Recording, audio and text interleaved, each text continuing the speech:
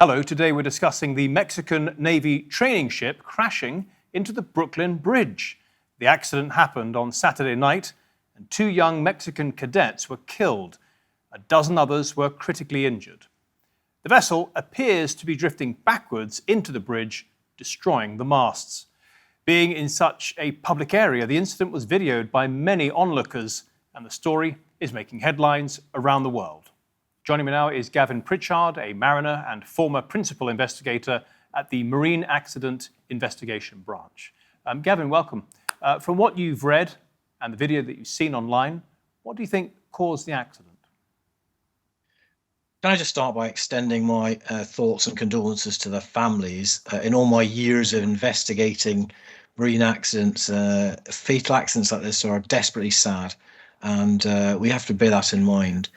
So as you've said, there's been a lot of video coverage appearing in social media and news channels. It's evident that the vessel's going backwards towards the bridge that it plainly didn't plan to pass under. There's also been statements about a loss of power or propulsion.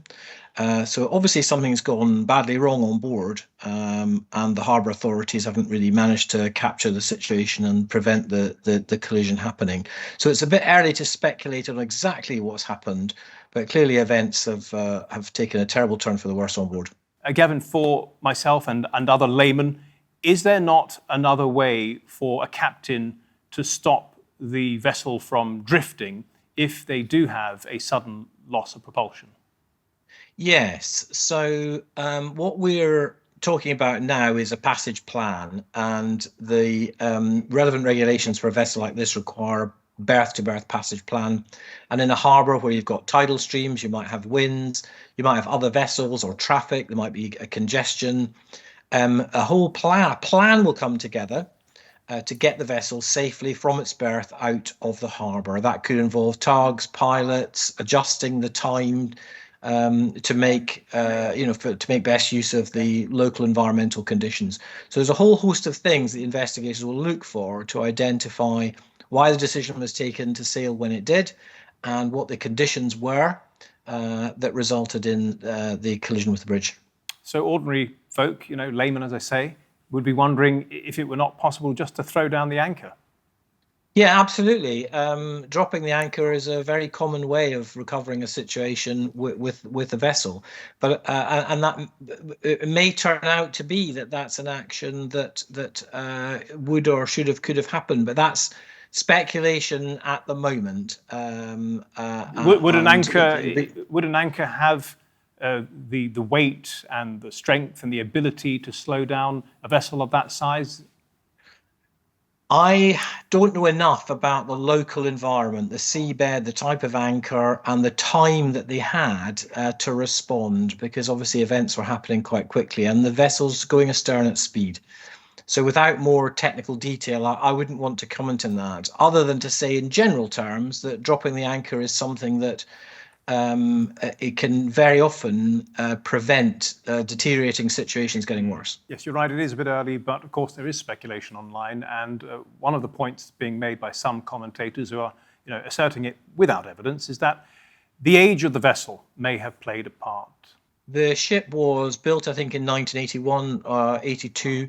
So it is as ships go, it is elderly, but I wouldn't judge that to be critical in terms of a factor causing this accident.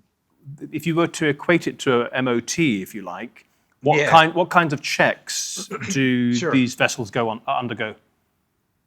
So the sail training vessel like this will be operated under national and international rules and codes of practice, which require high standards of maintenance and safe operation, crew competence, and all of those things will be scrutinised by external agencies. It depends country to country how that's operated, but typically a sail training vessel like this will be routinely and regularly inspected to check that it's safe to operate, that it's watertight, that it's carrying all the right equipment, and especially when you have young people on board who are effectively passengers, that there's the right safety arrangements in place for them.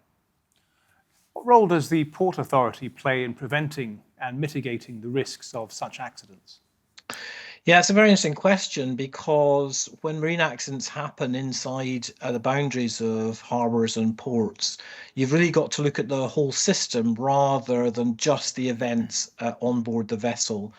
So ports and harbours all across the world have to have safety management plans. They have to have contingencies for emergencies, and they have to be able to deal with this sort of thing. And they have plans in place that might involve tugs and pilots and emergency procedures. So when the accident investigators start to really look at this tragedy, the port authority will be a key stakeholder in that investigation. Yeah, and what are the next steps for investigators? Yes, well, absolutely crucial in the short term is to recover what's called the perishable evidence. So, from both the vessel itself and the harbour authority, they'll need to interview the key decision makers, so the captain of the vessel, obviously, and they'll need to recover the electronic evidence. That'll be the data replays from the shore authority and electronic evidence from on board. The sail training vessel is likely to have a navigation system that's recording. They might have a voyage data recorder, and all of that data has to be recovered before it's overwritten or lost.